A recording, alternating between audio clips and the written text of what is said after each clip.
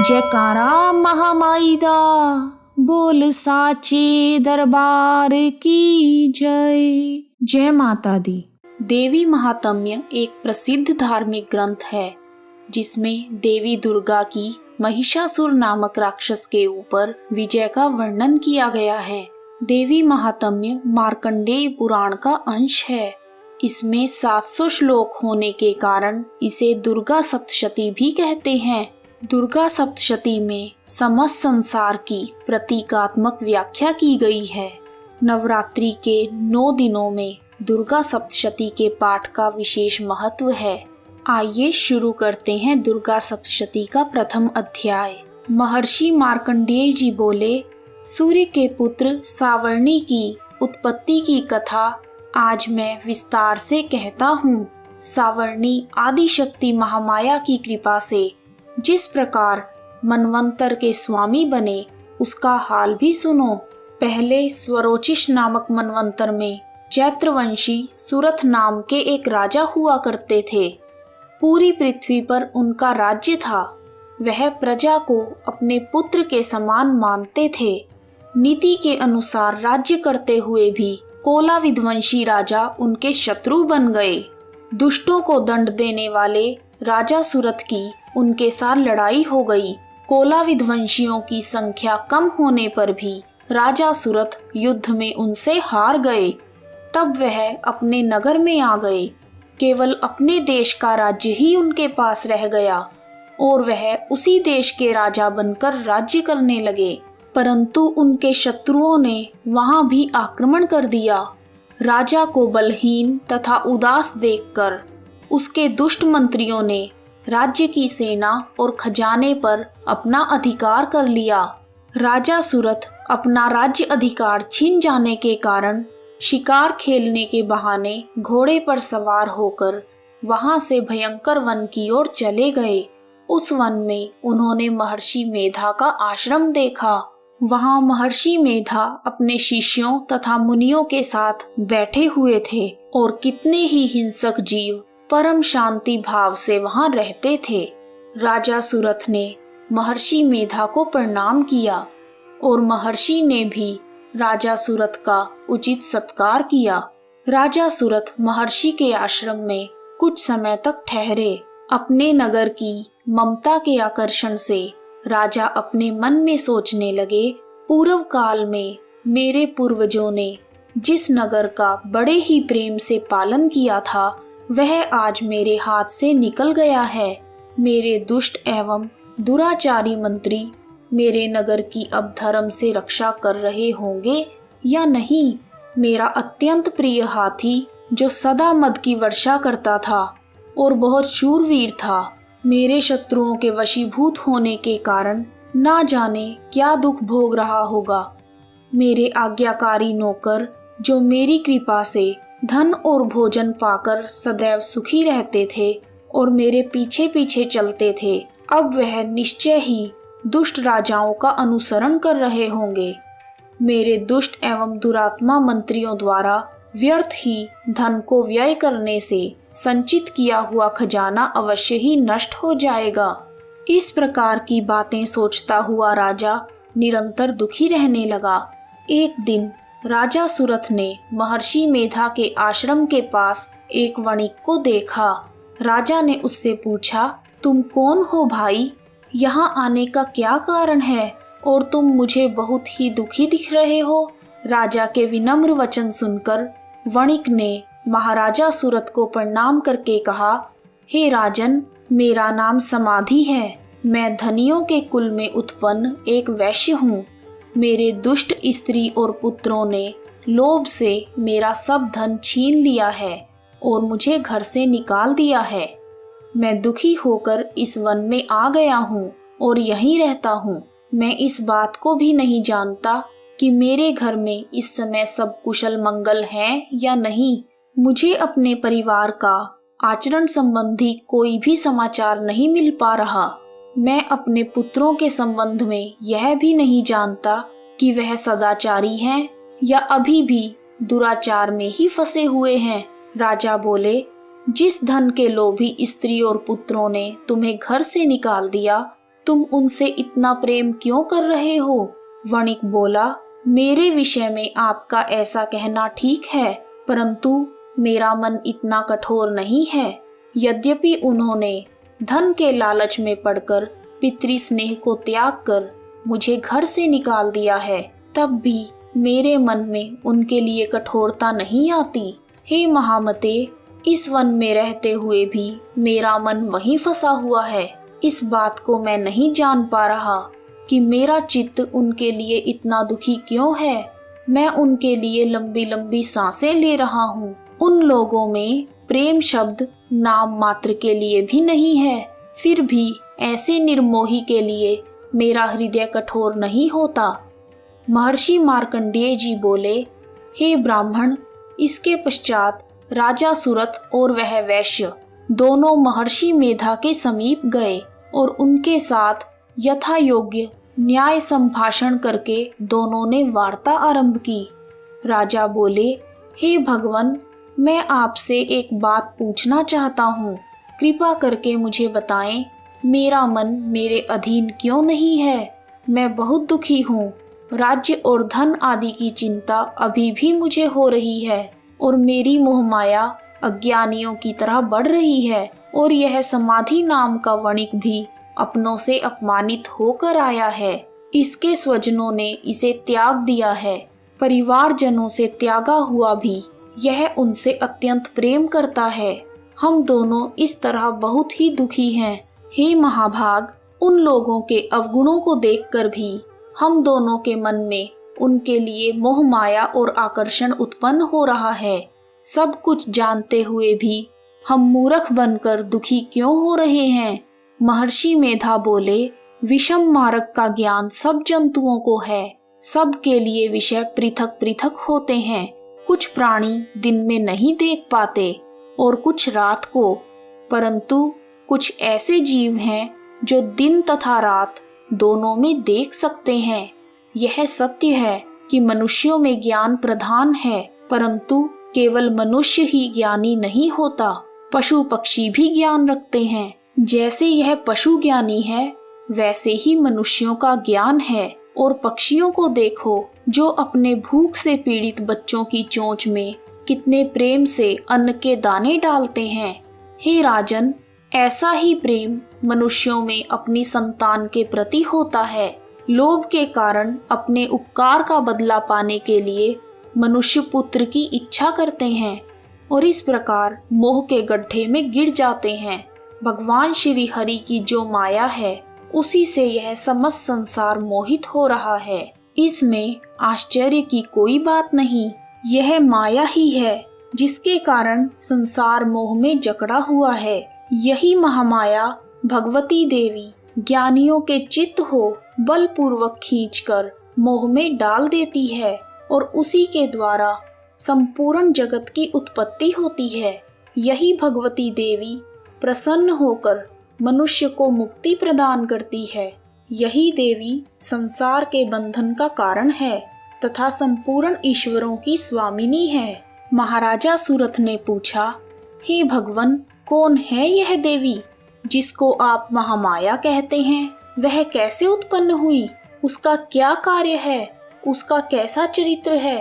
हे प्रभु, उसका जैसा प्रभाव है, जैसा उसका स्वरूप है, कृपा करके मुझे विस्तार से बताइए, मैं सुनना चाहता हूँ। महर्षि मेधा बोले, राजन, वह देवी तो नित्य स्वरूपा है। उसके द्वारा यह संसार रचा गया है। तब भी उसकी उत्पत्ति अनेक प्रकार से होती है। वह सब आज आप मुझसे सुनो। वह देवताओं का कार्य सिद्ध करने के लिए प्रकट होती है। उस समय वह उत्पन्न हुई कहलाती है। संसार को जलमय करके जब भगवान विष्णु योग निद्रा का आश्रय लेकर शेष शैया पर सो रहे थे, तब मधु और कैटभ नाम के दो असुर उनके कानों की मैल से प्रकट हुए और वह ब्रह्मा जी को मारने के लिए दौड़े। श्री ब्रह्मा जी ने जब मधु और कैटभ को अपनी ओर आते हुए देखा और यह भी देखा कि भगवान विष्णु योग निद्रा का आश्रय लेकर सो रहे हैं, तो वह उस समय भगवान श्री हरि को जगाने के लिए उनके नेत्रों में निवास करने वाली योग निद्रा की स्तुति करने लगे। ब्रह्मा जी ने स्तुति करते हुए कहा, हे देवी, तुम ही स्वाहा, तुम ही स्वधा और तुम ही वष्टकार हो। स्वर भी तुम्हारा ही स्वरूप है। तुम ही जीवन देने वाली सुधा हो। नित्य अक्षर प्रणव में अकार, उकार, मकार, इन तीनों माताओं के रूप में तुम ही स्थित हो। इनके अतिरिक्त जो बिंदुपत अर्धमात्रा हैं, जिनका विशेष रूप से उच्चारण नहीं किया जा सकता, वह भी तुम ही हो। संध्या, सावित्री तथा परम जननी भी तुम ही हो। तुम इस विश्व को धारण करने वाली हो। तुमने ही इस जगत की रचना की है और तुम ही इस जगत की पालनहारी हो और तुम ही कल्प के अंत में सबका भक्षण करने वाली हो। हे देवी, जगत की उत्पत्ति के समय तुम सृष्टि रूपा होती हो, पालन काल में स्थित रूपा होती हो और कल्प के अंत में संहार रूप धारण कर लेती हो। श्री ईश्वरी और बोध स्वरूपा बुद्धि भी तुम ही हो। लज्जा, पुष्टि, तुष्टि, शांति और क्षमा भी तुम ही हो। तुम खड्ग धारिणी, शूल धारिणी तथा गदा, चक्र, शंख और धनुष को धारण करने वाली हो। बाण, भुषंडी और परिध, यह भी तुम्हारे ही अस्त्र हैं। तुम सौम्य और सौम्यतर हो। यही नहीं बल्कि जितनी भी सौम्य तथा सुंदर वस्तुएं इस समस्त संसार में हैं, उन सब से बढ़कर तुम ही सुंदर हो। पर और अपर, सबसे परे रहने वाली तुम ही सुंदर हो। हे सर्व स्वरूपे, जो भी सत और असत पदार्थ हैं, उनमें जो भी शक्ति है, वह सब तुम ही हो। ऐसी अवस्था में भला तुम्हारी स्तुति कौन कर सकता है? इस संसार की सृष्टि, पालन और संहार करने वाले जो भगवान हैं, जब तुमने उनको भी निद्रा के वशीभूत कर दिया है, तो फिर तुम्हारी स्तुति कौन कर सकता है? मुझे, भगवान विष्णु तथा भगवान शंकर जी को शरीर धारण करवाने वाली भी तुम ही हो। तुम्हारी स्तुति करने की शक्ति किसमें है? हे देवी, तुम तो अपने इन उदार प्रभावों के कारण ही प्रशंसनीय हो। मधु और कैटब, जो भयंकर असुर हैं, इन्हें तुम मोह में डाल दो और भगवान श्री हरि को जल्दी ही जगा दो और उनमें मधु और कैटब को मार डालने की बुद्धि भी उत्पन्न कर दो। महर्षि मेधा बोले, हे राजन, जब श्री ब्रह्मा जी ने देवी से इस प्रकार स्तुति करके भगवान श्री हरि को जगाने तथा मधु और कैटब को मारने के लिए कहा, तो वह भगवान श्री विष्णु जी के नेत्र, मुख, नासिका, बाहु, हृदय और वक्ष स्थल से निकलकर श्री ब्रह्मा जी के सम्मुख खड़ी हो गई।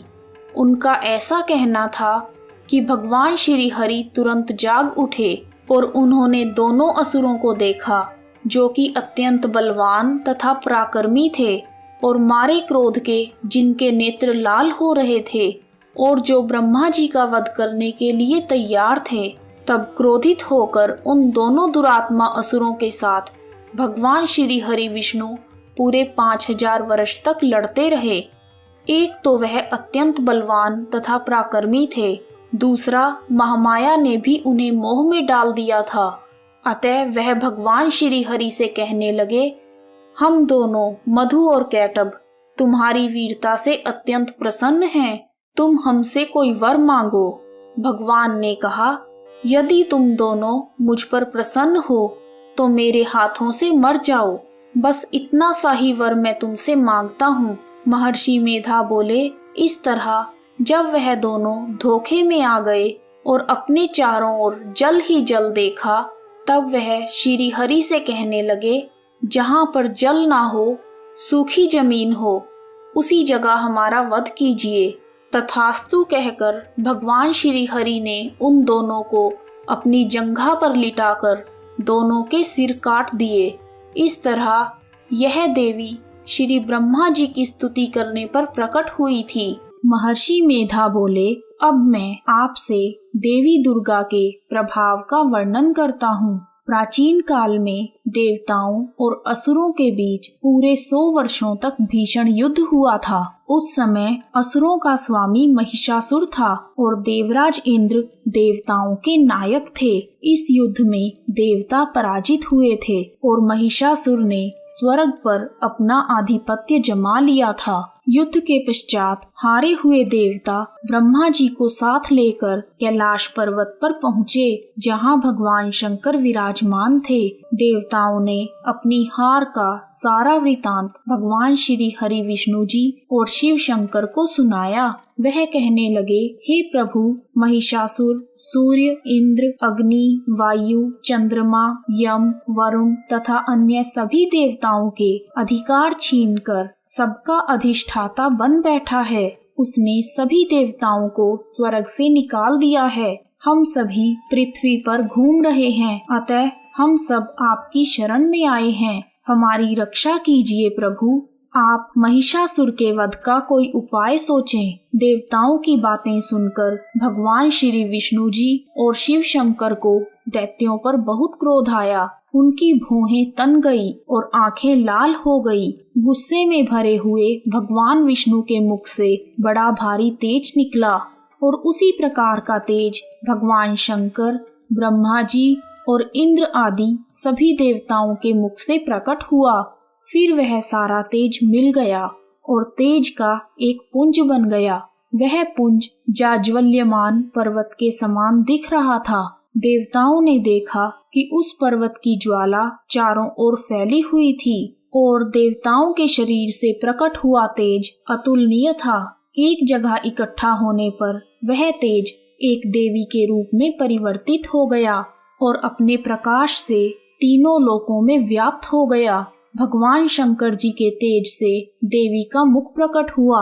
भगवान विष्णु जी के तेज से देवी की भुजाएं बनी। यमराज के तेज से सिर के बाल, चंद्रमा के तेज से दोनों स्तन और इंद्र के तेज से जंघा और पिंडली तथा पृथ्वी के तेज से नितंब भाग बना।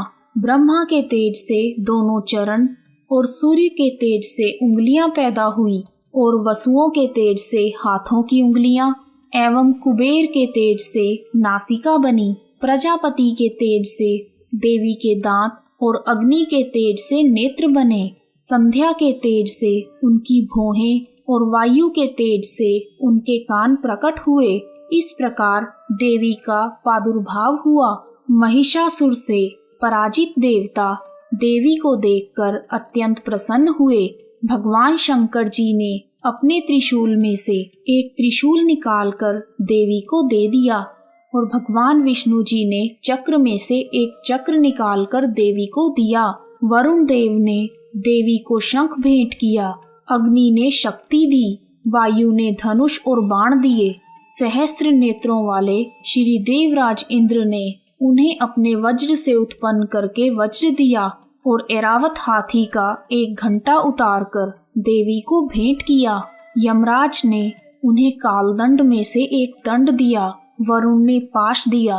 प्रजापति ने स्फटिक की माला दी और ब्रह्मा जी ने कमंडल दिया।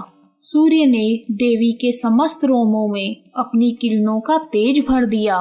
काल ने उन्हें चमकती हुई ढाल और तलवार दी तथा उज्जवल हार दिया और दिव्य वस्त्र भेंट किए और इनके साथ ही उन्होंने दिव्य चूड़ामणि दी। 2 कुंडल, कंकण, उज्जवल अर्धचंद्र, बाहों के लिए बाजूबंद, चरणों के लिए नुपुर, गले के लिए सुंदर हंसली और उंगलियों के लिए रत्नों की बनी हुई अंगूठियां दी। विश्वकर्मा ने देवी को फरसा दिया और उसके साथ ही कई प्रकार के अस्त्र और अभेद्य कवच दिए और इसके अतिरिक्त कभी ना मुरझाने वाले सुंदर कमलों की मालाएं भेंट की। समुद्र ने सुंदर कमल का फूल भेंट किया। हिमालय ने सवारी के लिए सिंह और तरह तरह के रत्न देवी को भेंट किए। यक्षराज कुबेर ने मधु से भरा हुआ पात्र और शेष नाग ने उन्हें बहुमूल्य मणियों से विभूषित छत्र दिया। इसी तरह अन्य सभी देवताओं ने आभूषण और अस्त्र शस्त्र देकर देवी का सम्मान किया। इसके पश्चात देवी ने उच्च स्वर से गर्जना की। देवी के इस भयंकर नाद से आकाश गूंज उठा। देवी का वह उच्च स्वर से किया हुआ सिंहनाद समा न सका और उससे बड़ी जोर की प्रतिध्वनि हुई, जिससे समस्त विश्व में हलचल मच गई और समुद्र कांप उठे। पृथ्वी डोलने लगी और पर्वत हिलने लगे। देवताओं ने उस समय प्रसन्न होकर सिंहवाहिनी जगतमयी देवी से कहा, हे देवी, तुम्हारी जय जयकार हो। इसके साथ ही महर्षि ने भक्ति भाव से उनकी स्तुति की। संपूर्ण त्रिलोकी को शोकमग्न देखकर दैत्यगण अपनी सेनाओं को साथ लेकर और हथियार आदि सजाकर उठ खड़े हुए। महिषासुर के क्रोध की कोई सीमा नहीं थी। उसने क्रोध में भरकर कहा, यह सब क्या उत्पात है। फिर वह अपनी सेना के साथ उस सिंहनाद की ओर दौड़ा और आगे पहुंचकर उसने देवी को देखा, जो अपनी प्रभा से तीनों लोकों को प्रकाशित कर रही थी। देवी के चरणों के भार से पृथ्वी दबी जा रही थी। माथे के मुकुट से आकाश में एक रेखा बन रही थी और उनके धनुष के टंकोर से सब लोग क्षुब्ध हो रहे थे। देवी अपनी सहस्त्र भुजाओं को संपूर्ण दिशाओं में फैलाकर खड़ी हुई थी। इसके पश्चात उनका दैत्यों के साथ युद्ध छिड़ गया और कई प्रकार के अस्त्र शस्त्रों से सब दिशाएं उद्भाषित होने लगी। महिषासुर का सेनापति चिक्षुर एक महान असुर था।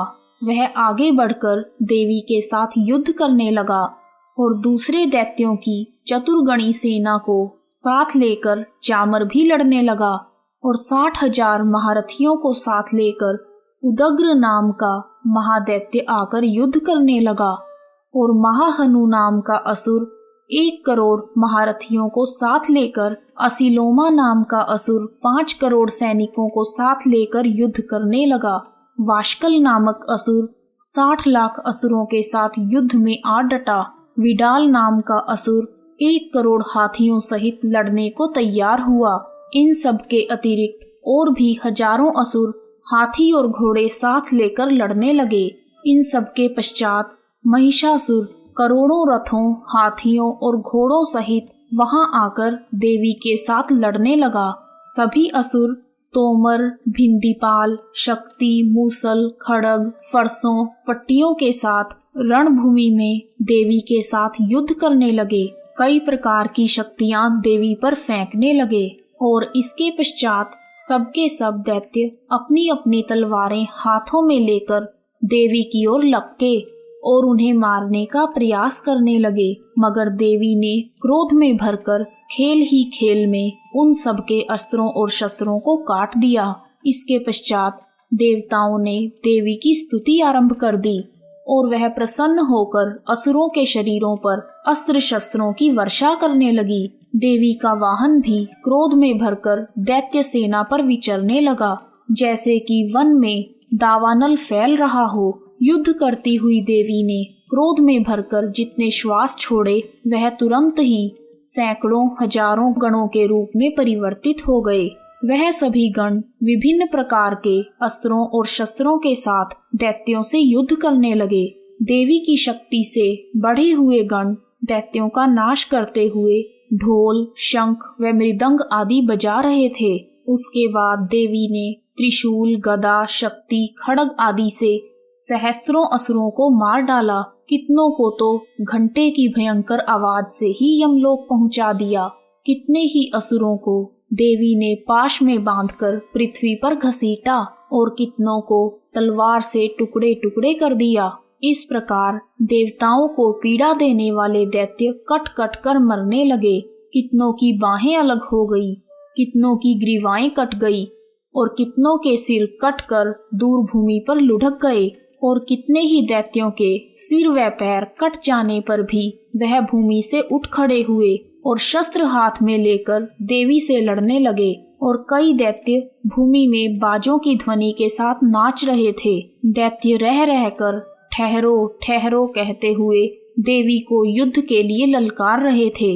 जहाँ पर यह घोर संग्राम हुआ था वहाँ की भूमि रथ, हाथी, घोड़े और असुरों की लाशों से भर गई थी और सेना के बीच रक्तपात होने के कारण वहाँ रुधिर की नदियां बह रही थी।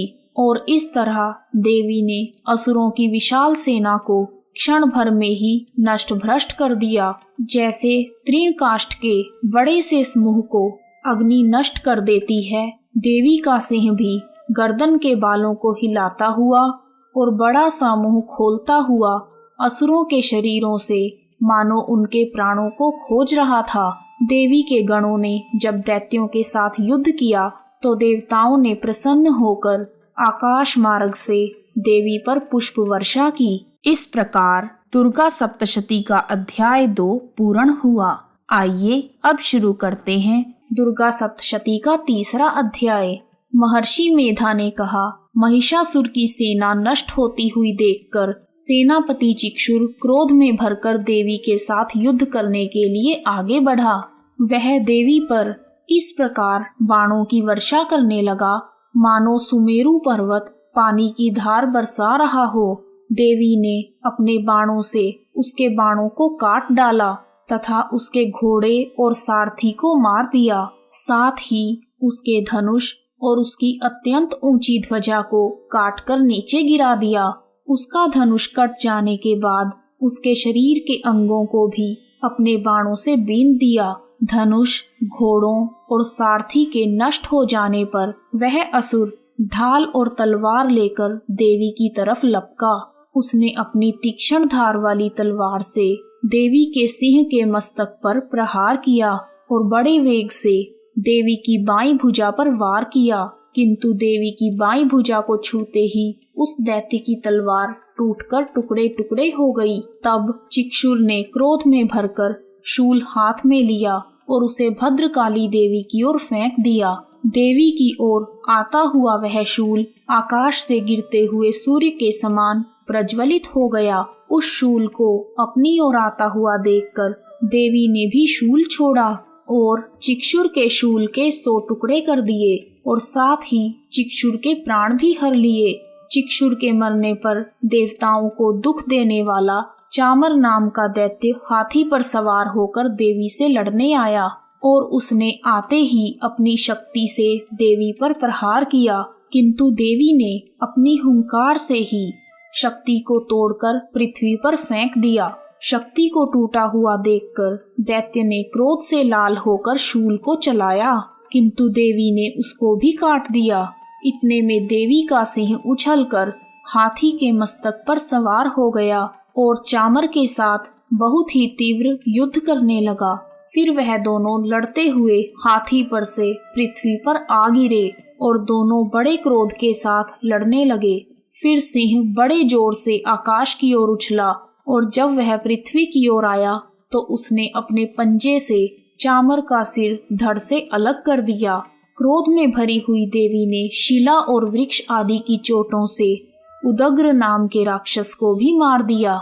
इस प्रकार 3 नेत्रों वाली परमेश्वरी ने क्रोधित होकर त्रिशूल से उग्रास्य, उग्रवीर्य और महाहनु नामक राक्षसों को भी मार गिराया। उसने अपनी तलवार से विडाल नाम के दैत्य का सिर काट दिया तथा अपने बाणों से दुर्धर और दुमुख नाम के राक्षसों को यमलोक में पहुंचा दिया। जब महिषासुर ने देखा कि देवी ने मेरी सेना को नष्ट भ्रष्ट कर दिया है तो वह भैंसे का रूप धारण करके देवी के गणों को दुखी करने लगा। वह मुख के प्रहार से, खुरों से, पूंछ से, सींगों से, दौड़ने के वेग से, चक्कर देकर और श्वास वायु के झोंकों से देवी के गणों को पृथ्वी पर गिराने लगा। इस प्रकार गणों की सेना को गिराकर महिषासुर देवी के सिंह को मारने के लिए दौड़ा।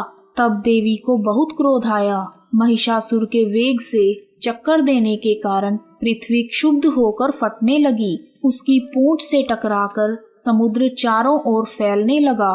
हिलते हुए सींगों के आघात से मेघ खंडित हो गए और श्वास से आकाश में उड़ते हुए बादल फटने लगे। महिषासुर के इस भयानक आतंक को देखकर चंडिका उसे मारने के लिए क्रोध से भर गई।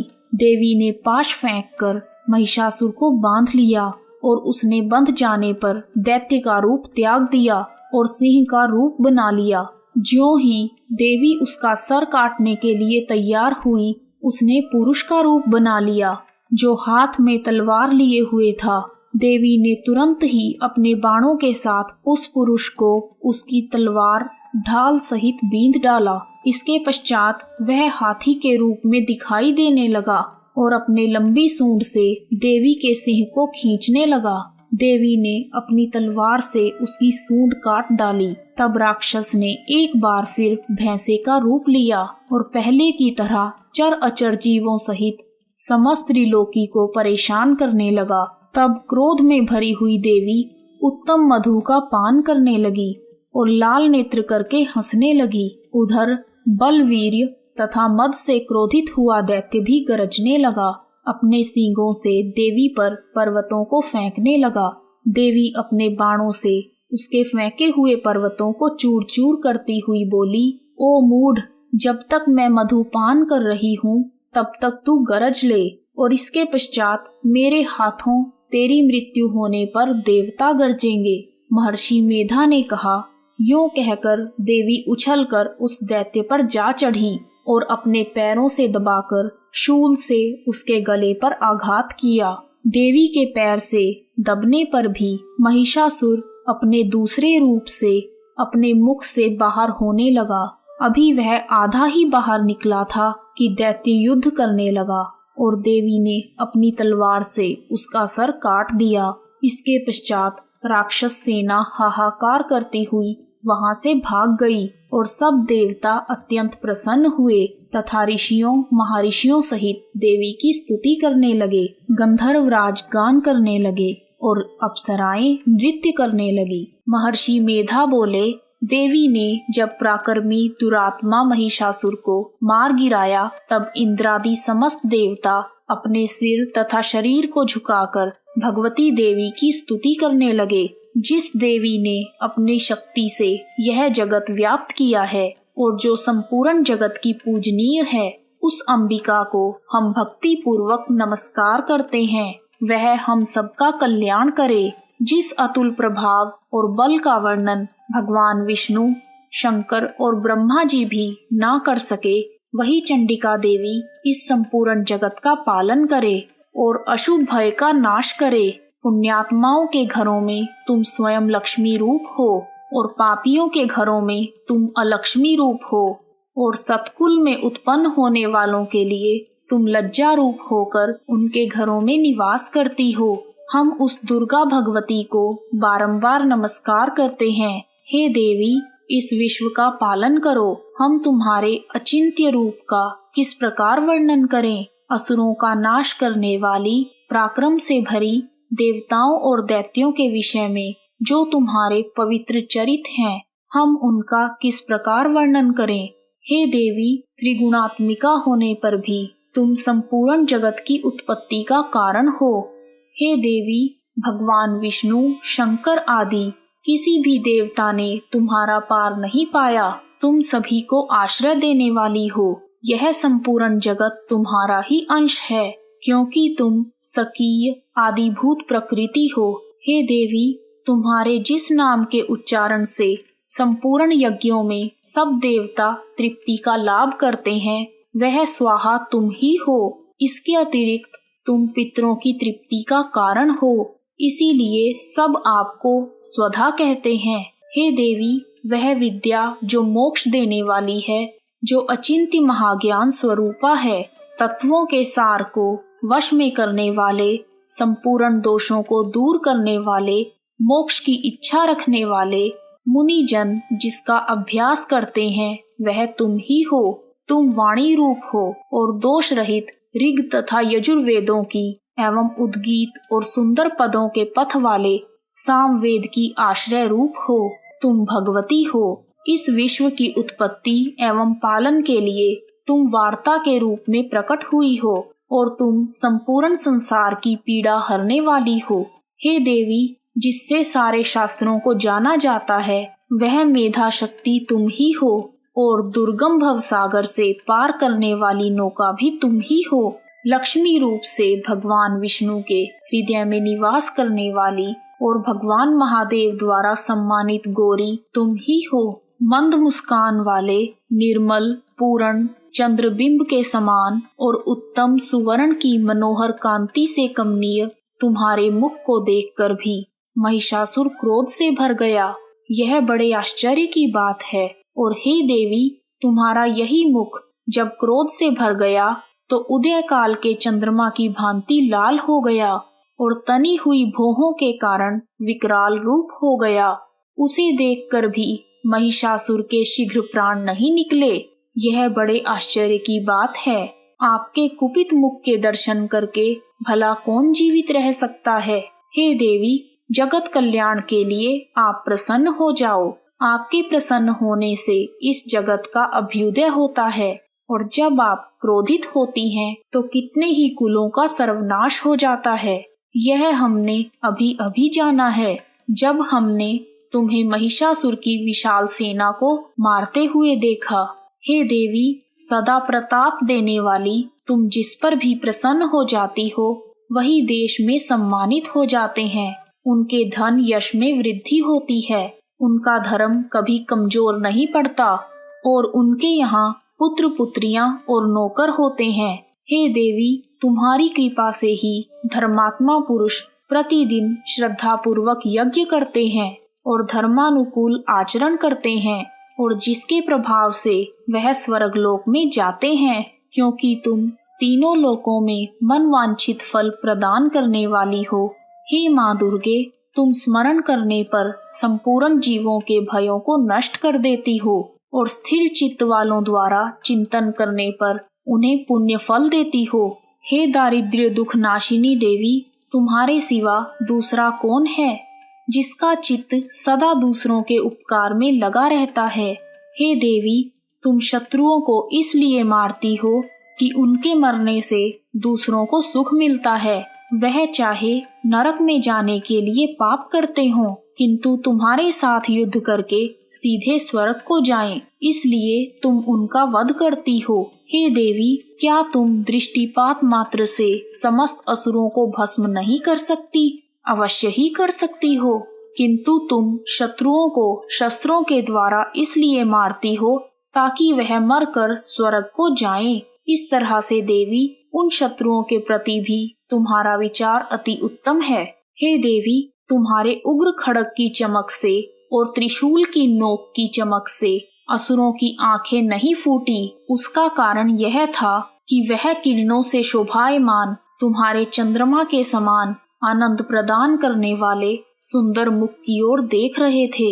हे देवी, तुम्हारे शील बुरे वृतांत को दूर करने वाले हैं और सबसे अधिक तुम्हारा रूप है जो न तो कभी चिंतन में आ सकता है और ना ही किसी से उसकी तुलना की जा सकती है। तुम्हारा बल व पराक्रम शत्रुओं का नाश करने वाला है। हे देवी, तुम्हारे बल की किसी के साथ बराबरी नहीं की जा सकती तथा शत्रुओं को भय देने वाला इतना सुंदर रूप भी किसी और का नहीं है। हृदय में कृपा और युद्ध में निष्ठुरता, यह दोनों बातें तीनों लोकों में केवल तुम्ही में देखने में आई हैं। हे माता, युद्ध भूमि में शत्रुओं को तुमने स्वर्गलोक में पहुंचाया है। इस तरह तुमने तीनों लोकों की रक्षा की है और हमें भय मुक्त किया है। तुम्हें हमारा नमस्कार है। हे देवी, तुम शूल तथा खड्ग से हमारी रक्षा करो तथा घंटे की ध्वनि और धनुष के टंकोर से हमारी रक्षा करो। हे चंडिके, आप अपने शूल घुमाकर पूर्व, पश्चिम, उत्तर तथा दक्षिण दिशा में हमारी रक्षा करो। तीनों लोकों में जो तुम्हारे सौम्य रूप हैं तथा घोर रूप हैं, उनसे हमारी रक्षा करो तथा इस पृथ्वी की रक्षा करो। हे अंबिके, आपके कर पल्लवों में जो खड्ग, शूल और गदा आदि शस्त्र शोभायमान हैं, उनसे हमारी रक्षा करें।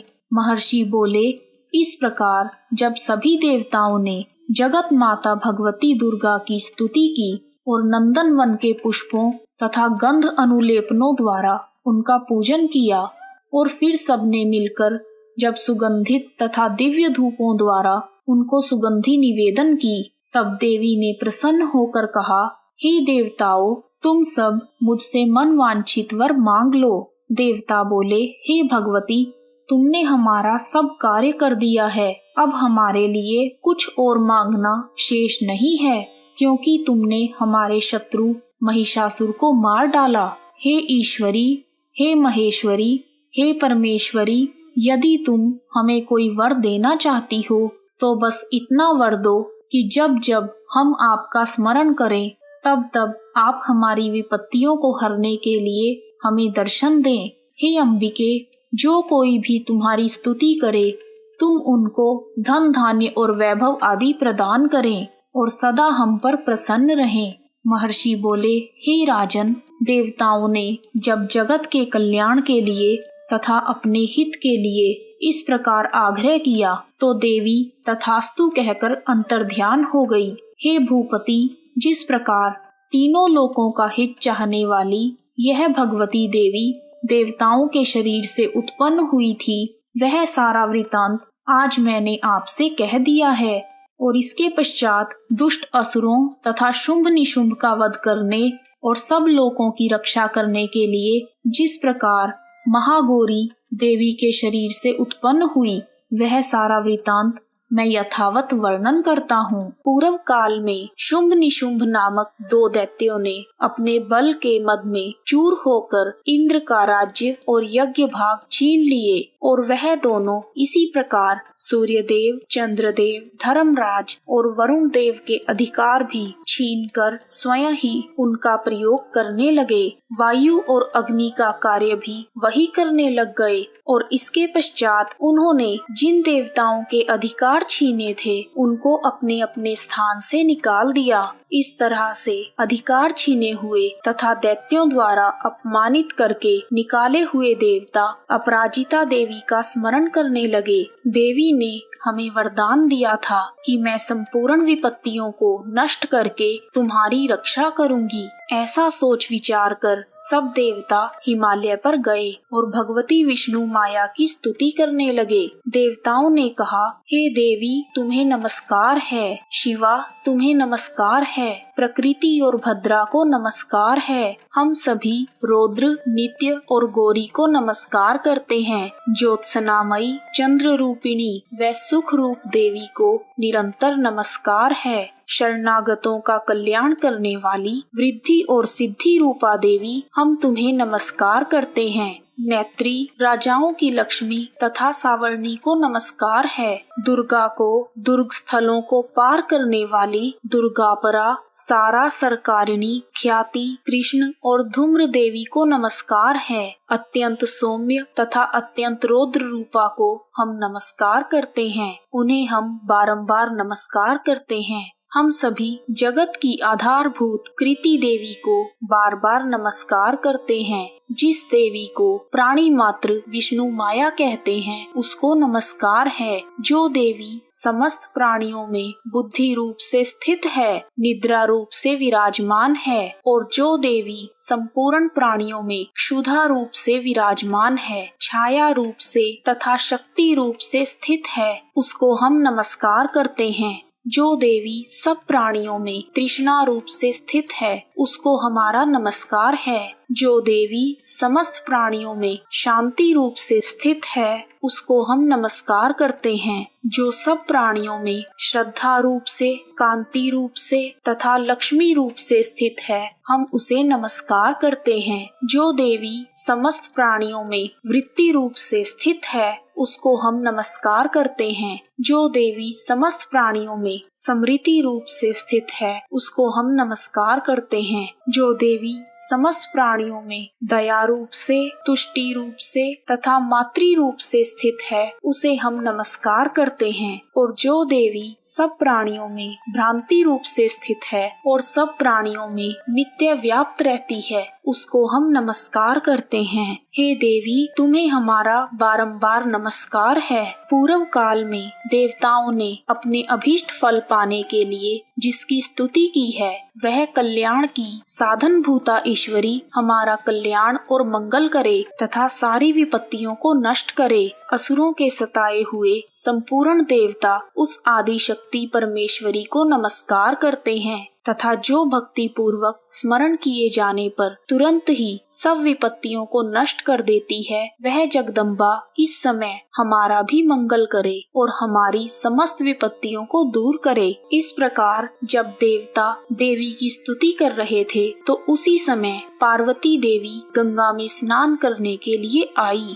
तब उनके शरीर से प्रकट होकर शिव देवी बोली, शुंभ दैत्य के द्वारा स्वर्ग से निकले हुए और निशुंभ द्वारा हारे हुए यह देवता मेरी ही स्तुति कर रहे हैं। पार्वती जी के शरीर से जो देवी निकली थी वह अंबिका थी। उन्हें संपूर्ण लोकों में कौशिकी कहा जाता है। कौशिकी के प्रकट होने के पश्चात पार्वती देवी के शरीर का रंग काला हो गया और वह हिमालय पर रहने वाली कालिका देवी के नाम से प्रसिद्ध हुई। फिर शुंभ और निशुंभ के दूत चंड मुंड वहां आए और उन्होंने परम मनोहर रूप वाली अंबिका देवी को देखा। फिर वह शुंभ के पास जाकर बोले, हे महाराज, एक अत्यंत सुंदर स्त्री हिमालय को प्रकाशित कर रही है। वैसा रंग रूप आज तक हमने किसी स्त्री का नहीं देखा। हे असुरेश्वर, आप यह पता लगाएं कि वह कौन है और उसे कैसे पाया जा सकता है।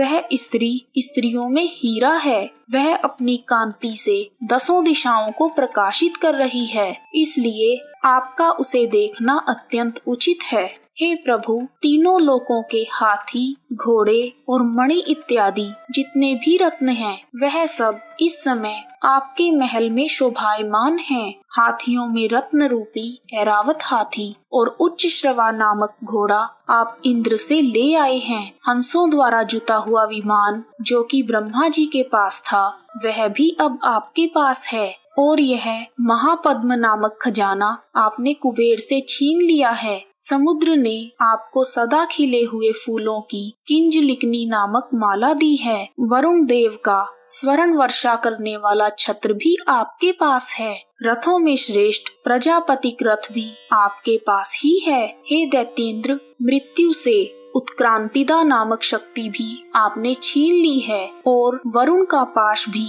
आपके भ्राता निशुंभ के पास ही है। समुद्र में पैदा होने वाले सभी प्रकार के रत्न आपके भाई निशुंभ के अधिकार में हैं और जो अग्नि में ना जल सके ऐसे 2 वस्त्र भी अग्निदेव ने आपको ही दिए हैं। हे दैत्यराज, इस प्रकार सारी रत्न रूपी वस्तुएं आप संग्रह कर चुके हैं। फिर आप स्त्रियों में रत्न रूपी अनुपम स्त्री को क्यों ग्रहण नहीं करते? चंड मुंड के यह वचन सुनकर शुंभ ने विचार किया कि सुग्रीव को अपना दूत बनाकर देवी के पास भेजा जाए। दैत्यराज ने उसको सब कुछ समझा दिया और कहा कि वहां जाकर तुम उसे अच्छी तरह समझाना और कुछ ऐसा करना जिससे वह प्रसन्न होकर तुरंत ही मेरे पास चली आए। शुंभ का भेजा हुआ दूत सुग्रीव हिमालय पर्वत के उस रमणीय भाग में जा पहुंचा जहां अंबिका देवी थी। सुग्रीव ने देवी से कहा, हे देवी, दैत्यराज शुंभ जो इस समय तीनों लोकों के स्वामी हैं, मैं उनका दूत हूँ। संपूर्ण देवता उनकी आज्ञा एक स्वर में मानते हैं। अब जो कुछ उन्होंने आपके लिए संदेश भेजा है वह सुनिए। दूत ने कहा, इस समय संपूर्ण त्रिलोकी मेरे वश में है और संपूर्ण यज्ञों के भाग भी मैं अलग अलग लेता हूँ। तीनों लोकों में जितने श्रेष्ठ रत्न हैं वह सब मेरे पास ही हैं। हे सुंदरी, इनके अतिरिक्त जो भी रत्न देवताओं के पास थे वह सब मेरे पास हैं। मैं तुम्हें संसार की स्त्रियों में रत्न मानता हूँ क्योंकि रत्नों का उपभोग करने वाला मैं ही हूँ। हे चंचल कटाक्षों वाली सुंदरी, अब मैं यह तुम पर छोड़ता हूँ कि तुम मेरे अथवा मेरे भाई निशुंभ की सेवा में आ जाओ। यदि तुम मुझे वरोगी तो तुम्हें अतुल महान ऐश्वर्य की प्राप्ति होगी। अतः तुम अपनी बुद्धि से विचार करके चली आओ। दूत के ऐसा कहने पर संपूर्ण जगत का कल्याण करने वाली भगवती दुर्गा मंद मंद मुस्कुराई और कहने लगी, हे दूत, जो कुछ तू कह रहा है वह सत्य है, इसमें कोई भी झूठ नहीं है। शुंभ इस समय तीनों लोकों का स्वामी है और निशुंभ उसी की तरह पराक्रमी है, किंतु इसके संबंध में मैं जो प्रतिज्ञा कर चुकी हूँ उसे कैसे झुठला सकती हूँ। अतः मैंने जो प्रतिज्ञा की है उसे सुनो। जो मुझे युद्ध में जीत लेगा और मेरे अभिमान को खंडित करेगा तथा बल में मेरे समान होगा वही मेरा स्वामी होगा। इसलिए शुंभ और निशुंभ यहाँ आए और युद्ध में जीतकर मुझसे विवाह कर लें। इसमें भला देर की क्या जरूरत है। दूत ने कहा, हे देवी, तुम अभिमान में भरी हुई हो, मेरे सामने ऐसी बातें ना करो। त्रिलोकी में मुझे तो ऐसा कोई नहीं दिखता जो शुंभ और निशुंभ के सामने ठहर सके। जब अन्य देवताओं में से कोई भी शुंभ व निशुंभ के सामने युद्ध में नहीं ठहर पाया, तो फिर तुम जैसी स्त्री उनके सामने रणभूमि में कैसे ठहर सकेगी? तुम मेरा कहना मानकर उनके पास चली जाओ, नहीं तो जब वह तुम्हें केश पकड़कर घसीटते हुए ले जाएंगे तो तुम्हारा गौरव नष्ट हो जाएगा। इसलिए मेरी बात मान लो। देवी ने कहा, जो कुछ तुमने कहा ठीक है। शुंभ और निशुंभ बड़े बलवान हैं, लेकिन मैं क्या कर सकती हूँ? मैं बिना विचारे प्रतिज्ञा कर चुकी हूँ। इसलिए तुम जाओ और मैंने जो कुछ कहा है वह सब आदर पूर्वक दैत्यराज से कह दो। इसके पश्चात जो वह उचित समझे वह करें। देवी की बात सुनकर शुंभ का दूत क्रोध से भर गया और वह क्रोधित होकर असुरेंद्र के पास पहुंचा और सारा वृतांत उन्हें कह सुनाया। दूत की बातें सुनकर शुंभ के क्रोध की सीमा न रही और उसने अपने सेनापति धूम्रलोचन से कहा, धूम्रलोचन, तुम अपनी सेना सहित शीघ्र ही वहां जाओ और उस दुष्टा के केशों को पकड़कर उसे घसीटते हुए यहाँ लेकर आओ। यदि उसकी रक्षा के लिए कोई दूसरा खड़ा हो, चाहे वह देवता, यक्ष अथवा गंधर्व ही क्यों ना हो, उसको वहीं मौत के घाट उतार देना। शुंभ के इस प्रकार आज्ञा देने पर धूम्रलोचन 60,000 राक्षसों की सेना लेकर वहां पहुंच गया और देवी को देखकर ललकार कर कहने लगा, अरे दुष्टा, तू अभी शुंभ और निशुंभ के पास चल। यदि तू प्रसन्नता पूर्वक मेरे साथ चलेगी तो तेरे लिए ही अच्छा है, नहीं तो मैं तेरे केशों को पकड़कर घसीटता हुआ तुझे ले चलूंगा। देवी बोली, दैत्यराज का भेजा हुआ तेरे जैसा पराक्रमी और बलवान यदि बलपूर्वक मुझे ले जाएगा तो ऐसी दशा में मैं तुम्हारा क्या कर सकती हूँ। ऐसा कहने पर धूम्रलोचन देवी की ओर लपका, किंतु देवी ने उसे अपनी हुंकार से ही भस्म कर दिया। यह देखकर असुर सेना क्रोधित होकर देवी की ओर बढ़ी, परंतु अंबिका ने उन पर तीखे बाणों, शक्तियों तथा फरसों की वर्षा आरंभ कर दी। इतने में देवी का वाहन भी अपनी ग्रीवा के बालों को झटकता हुआ तथा गर्जना करता हुआ राक्षस सेना पर कूद पड़ा। उसने कई असुर अपने पंजों से, कई अपने जबड़ों से और कई को धरती पर पटक कर अपनी दाढ़ी से घायल करके मार डाला। उसने अपने नखों से कई असुरों के पेट फाड़ दिए और कई असुरों का तो केवल थप्पड़ मारकर ही सिर धड़ से अलग कर दिया। इस प्रकार देवी के उस महाबलवान सिंह ने क्षण भर में ही असुर सेना को समाप्त कर दिया। शुंभ ने जब यह समाचार सुना, देवी ने अति पराक्रमी तथा बलवान धूम्रलोचन को मार डाला है और उसके सिंह ने समस्त असुर सेना का संहार कर दिया, तब उसको बड़ा ही क्रोध आया। क्रोध के मारे उसके होठ फड़कने लगे और उसने चंड तथा मुंड नामक महाअसुरों को आज्ञा दी, हे चंड, हे मुंड, तुम अपने साथ एक बड़ी सेना लेकर रणभूमि में जाओ और उस देवी के बाल पकड़कर उसे बांधकर तुरंत यहाँ ले आओ। यदि उसको यहाँ लाने में किसी प्रकार का संदेह हो तो अपनी सेना सहित उससे लड़ते हुए उसको मार डालो और जब वह दुष्टा तथा उसका सिंह दोनों मर जाएं, तब उन दोनों को बांधकर यहाँ ले आना। दैत्यराज शुंभ की आज्ञा पाकर चंड और मुंड चतुरंगिनी सेना को साथ लेकर अस्त्रों और शस्त्रों से सुसज्जित होकर देवी से युद्ध करने के लिए चल दिए। हिमालय पर्वत पर पहुंचकर उन्होंने आदि शक्ति भवानी को देखा। देवी सिंह पर बैठी हुई असुरों को देखकर मुस्कुरा रही थी। देवी को देखते ही असुर उन्हें पकड़ने के लिए तलवारें लेकर आगे बढ़े। तब अंबिका को असुरों पर बड़ा क्रोध आया और मारे क्रोध के उनका मुख काला हो गया, उनकी भ्रिकुटियां चढ़ गई और उनके ललाट में से अत्यंत भयंकर तथा विस्तृत मुख वाली लाल आँखों वाली काली माता प्रकट हुई, जो अपने हाथों में तलवार और पाश लिए हुए थी। वह विचित्र खड्ग धारण किए हुए थी। काली माँ ने चीते की खाल की साड़ी एवं नर मुंडों की माला पहन रखी थी। उनका मांस सूखा हुआ था और शरीर केवल हड्डियों का ढांचा था, जो भयंकर शब्द से दिशाओं को पूर्ण कर रहा था। असुर सेना को देखते ही काली माँ असुर सेना पर टूट पड़ी और दैत्यों का भक्षण करने लगी। वह पशवर रक्षकों, अंकुशधारी महावतों, हाथियों पर सवार योद्धाओं और घंटा सहित हाथियों को एक हाथ से पकड़ पकड़ कर अपने मुंह में डाल रही थी और इसी प्रकार वह घोड़ों, रथों, सारथियों व रथों में बैठे हुए सैनिकों को मुंह में डालकर भयानक रूप से चबा रही थी। किसी के केश पकड़कर, किसी की गर्दन पकड़कर, किसी को पैरों से दबाकर मौत के घाट उतार रही थी। काली माँ राक्षसों द्वारा छोड़े हुए बड़े बड़े अस्त्र शस्त्रों को मुंह में पकड़कर और क्रोध में भरकर दांतों से पीस रही थी। उन्होंने बहुत से बड़े बड़े असुरों का भक्षण कर डाला,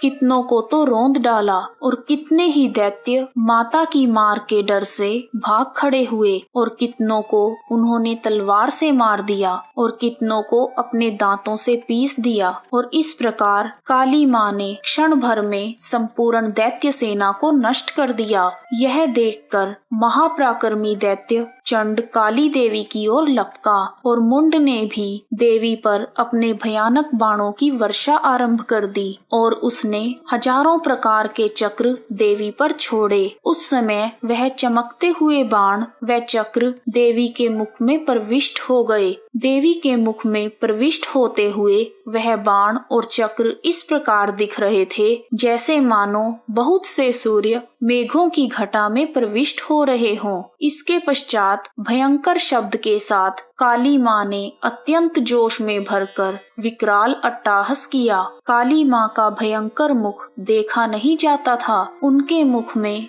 केवल श्वेत दांतों की पंक्ति ही चमक रही थी। फिर उन्होंने तलवार हाथ में लेकर हूँ शब्द कहकर चंड के ऊपर आक्रमण किया और उसके केश पकड़कर उसका सर काट दिया। चंड को मरा हुआ देखकर मुंड देवी की ओर लपका, परंतु देवी ने क्रोध में भरे हुए मुंड को अपनी तलवार से यमलोक पहुंचा दिया। चंड और मुंड को मरा हुआ देखकर बची हुई बाकी सेना भी डर के मारे वहां से भाग गई। सेना के भागने के बाद काली माँ चंड और मुंड के कटे हुए सिरों को लेकर चंडिका के पास गई और प्रचंड अट्टहास के साथ कहने लगी, हे देवी, चंड और मुंड दोनों को मारकर मैंने तुम्हारी भेंट कर दिया है। अब शुंभ और निशुंभ का वध आपको स्वयं करना है। वहां लाए हुए चंड और मुंड के सिरों को देखकर कल्याणमयी चंडी ने काली से मधुर वाणी में कहा, हे देवी, क्योंकि तुमने चंड और मुंड को मारकर मेरी भेंट चढ़ाया है,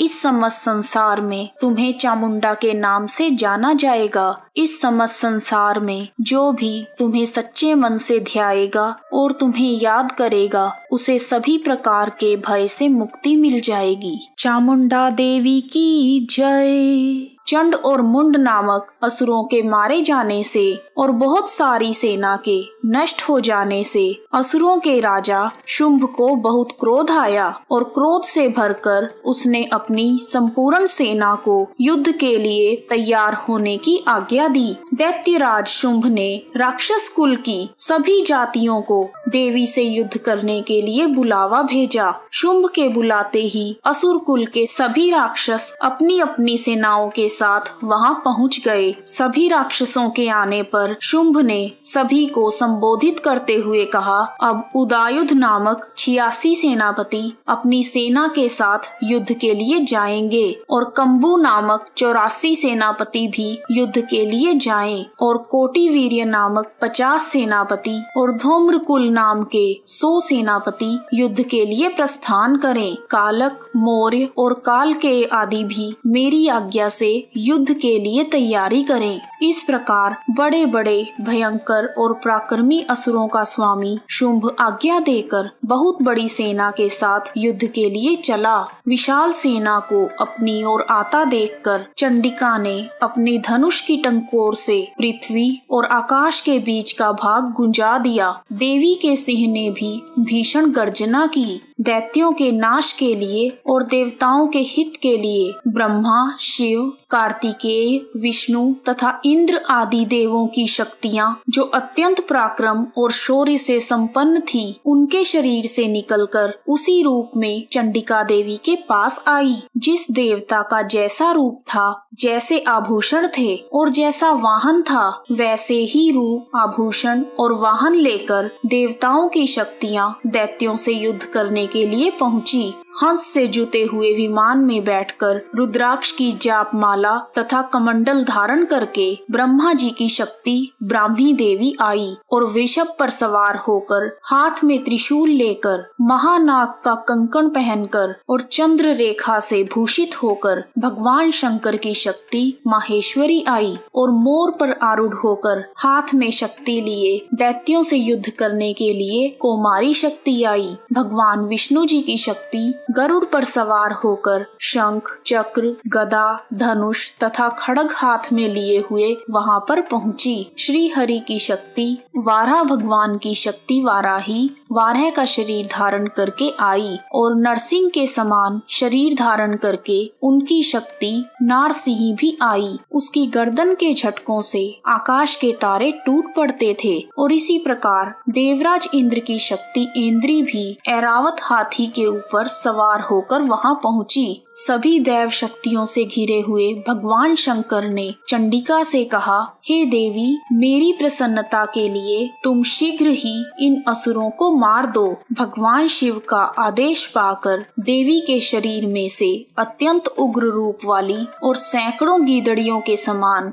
आवाज करने वाली चंडिका शक्ति प्रकट हुई। उस अपराजिता देवी ने जटाधारी भगवान भोलेनाथ से कहा, हे प्रभु, आप मेरी ओर से दूत बनकर शुंभ और निशुंभ के पास जाइए। उन अहंकारी दैत्यों तथा उनके अलावा और भी जो दैत्य वहां युद्ध के लिए मौजूद हों, उन सभी से कहें, अगर तुम्हें अपने जीवित रहने की इच्छा है तो त्रिलोकी का राज्य इंद्र को सौंप दो। देवताओं को उनका यज्ञ भाग मिलना आरंभ हो जाए और तुम पाताल लोक को लौट जाओ। किंतु यदि बल के अहंकार से तुम्हारी लड़ने की इच्छा हो तो फिर युद्ध क्षेत्र में आ जाओ। तुम्हारे मांस से मेरी योगिनियां तृप्त हो जाएंगी। जिस देवी ने भगवान शंकर को दूत बनाकर शुंभ निशुंभ के पास भेजा था, वह संसार में शिव दूती के नाम से प्रसिद्ध हुई। भगवान शिव से देवी का संदेश पाकर उन दैत्यों के क्रोध की सीमा न रही और वह युद्ध करने के लिए युद्ध क्षेत्र में पहुंच गए।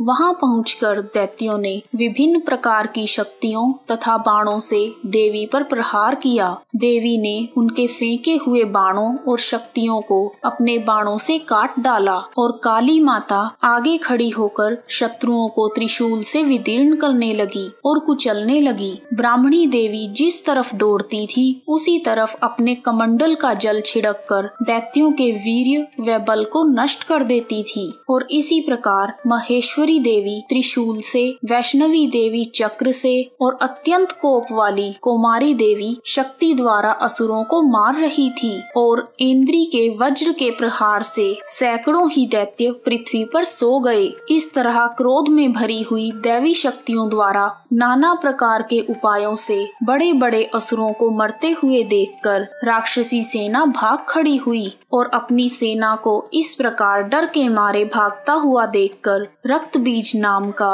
महापराक्रमी राक्षस क्रोध में भरकर युद्ध के लिए आगे बढ़ा। उसके शरीर से रक्त की बूंदें पृथ्वी पर जैसे ही गिरती थी, तुरंत वैसे ही शरीर वाला तथा उतना ही बलवान दैत्य पृथ्वी पर उत्पन्न हो जाता था। रक्त बीज गदा हाथ में लेकर इंद्री के साथ युद्ध करने लगा। जब इंद्री ने अपने वज्र से उसको मारा तो घायल होने के कारण उसके शरीर का बहुत सा रक्त बहने लगा और उसकी प्रत्येक बूंद से उसके समान ही बलवान तथा महापराक्रमी अनेकों दैत्य भयंकर रूप से प्रकट हो गए। वह सब दैत्य रक्त बीज के समान ही बलवान तथा तेजवान थे। जब इंद्री के वज्र के प्रहार से उसके मस्तक पर चोट लगी तो रक्त और भी बहने लगा और उससे हजारों ही पुरुष उत्पन्न हो गए। क्रोध में भरकर उस महादैत्य ने सब देवी शक्तियों पर अलग अलग गदा से प्रहार किया और माताओं ने भी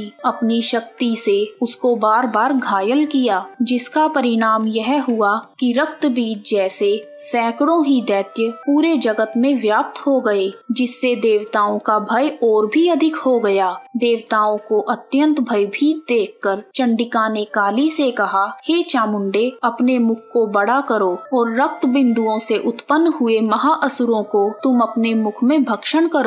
इस प्रकार रक्त बिंदुओं द्वारा उत्पन्न हुए महादैत्यों का भक्षण करती हुई तुम रणभूमि में विचरण करो। इस प्रकार रक्त क्षीण होने से यह दैत्य नष्ट हो जाएगा। तुम्हारे भक्षण के कारण अन्य दैत्य प्रकट नहीं होंगे। चंडिका देवी ने काली माँ से ऐसा कहने के बाद रक्त बीज पर अपने त्रिशूल से प्रहार किया और काली देवी ने अपने मुख में उसका रक्त ले लिया। तब उसने गदा से चंडिका पर प्रहार किया। रक्त बीज के प्रहार का चंडिका देवी पर कोई असर न हुआ, किंतु रक्त बीज के शरीर से बहुत सा रक्त बहने लगा और उसके गिरने के साथ ही काली देवी ने उसे अपने मुख में ले लिया। काली माँ के मुख में उस रक्त से जो असुर उत्पन्न हुए उनको माँ ने भक्षण कर लिया और रक्त को पीती गई। उसके बाद देवी ने रक्त बीज को वज्र, बाण, खड्ग आदि से मार डाला। अनेक प्रकार के शस्त्रों से मारा हुआ और खून से वंचित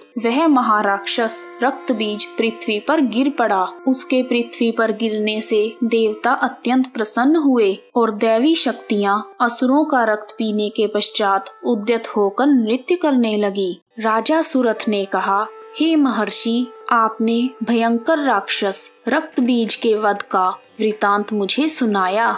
अब मैं रक्त बीज के मरने के बाद क्रोध में भरे हुए शुंभ व निशुंभ ने जो कांड किया वह सुनना चाहता हूँ। राजा सुरथ की बातें सुनकर महर्षि मेधा बोले, रक्त बीज के मर जाने पर शुंभ और निशुंभ को अत्यंत क्रोध आया और अपनी बहुत बड़ी सेना का इस प्रकार सर्वनाश होते देखकर निशुंभ देवी पर आक्रमण करने के लिए दौड़ा। उसके साथ बहुत से बड़े बड़े असुर देवी को मारने के लिए लपके और महापराक्रमी शुंभ अपनी सेना लेकर देवी चंडिका को मारने के लिए आगे बढ़ा। फिर शुंभ और निशुंभ का देवी से भयंकर युद्ध हुआ और वह दोनों असुर देवी पर बाण फेंकने लगे। उनके बाण ऐसे लग रहे थे जैसे मेघों से वर्षा हो रही हो। उन दोनों के चलाए हुए बाणों को देवी ने अपने बाणों से काट दिया और अपने शस्त्रों की वर्षा से उन दोनों दैत्यों को चोट पहुंचाई। निशुंभ अपनी तेज तलवार और चमकती हुई ढाल लेकर देवी की ओर बढ़ा। देवी ने अपने क्षुरप्र नामक बाण से निशुंभ की तलवार व ढाल दोनों को काट डाला। तलवार और ढाल कट जाने पर निशुंभ ने देवी पर शक्ति से प्रहार किया। देवी ने अपने चक्र से उसकी शक्ति के 2 टुकड़े कर दिए। शक्ति के टूटने पर निशुंभ को बहुत क्रोध आया और उसने देवी को मारने के लिए शूल फेंका, किंतु देवी ने अपने मुक्के के प्रहार से उसके शूल को चूर चूर कर दिया। फिर उसने देवी पर गदा से प्रहार किया। देवी ने त्रिशूल से गदा को भस्म कर डाला। उसके बाद वह फरसा लेकर देवी की ओर लपका। देवी ने अपने तीखे बाणों से उसे धरती पर सुला दिया। अपने महापराक्रमी भाई निशुंभ को इस प्रकार देवी से हारते हुए देखकर शुंभ क्रोध से भर गया और वह देवी को मारने के लिए दौड़ा।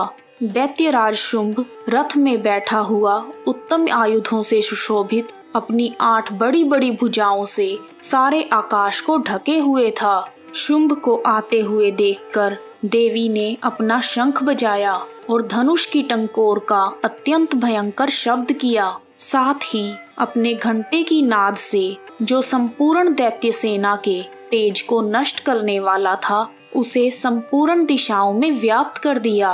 इसके पश्चात देवी के सिंह ने भी बड़ी जोर की गर्जना की। उसकी गर्जना से पृथ्वी, आकाश और 10 दिशाएं पूरित हो गई। फिर आकाश में उछलकर कालिका देवी ने अपने दांतों तथा हाथों को पृथ्वी पर पटक दिया। उनके ऐसा करने से एक भयंकर शब्द हुआ जिसके प्रभाव से बाकी सभी शब्द शांत हो गए। इसके पश्चात शिवदूती ने असुरों के लिए भय उत्पन्न करने वाला अट्टहास किया, जिसे सुनकर सभी दैत्य थर्रा उठे और शुंभ का क्रोध और भी बढ़ गया। फिर देवी अंबिका ने शुंभ को अरे दुष्ट, ठहर जा, खड़ा रह कहा तो आकाश से सभी देवता जय हो बोल उठे। शुंभ ने वहां आकर अग्नि की ज्वाला से युक्त एक भयंकर शक्ति छोड़ी, जिसे देवी ने अपनी महोल्का नामक शक्ति से काट डाला।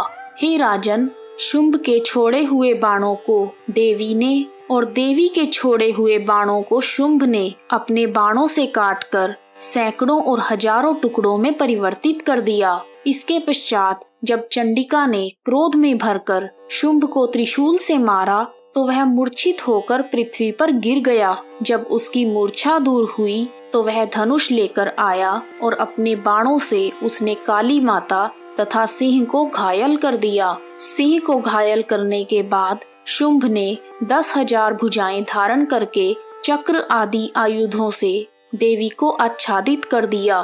तब भगवती कुपित होकर अपने बाणों से उन चक्रों तथा बाणों को काटने लगी। यह देखकर निशुंभ हाथ में गदा लेकर चंडिका को मारने के लिए दौड़ा।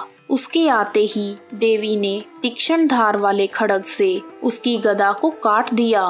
फिर निशुंभ ने त्रिशूल हाथ में ले लिया।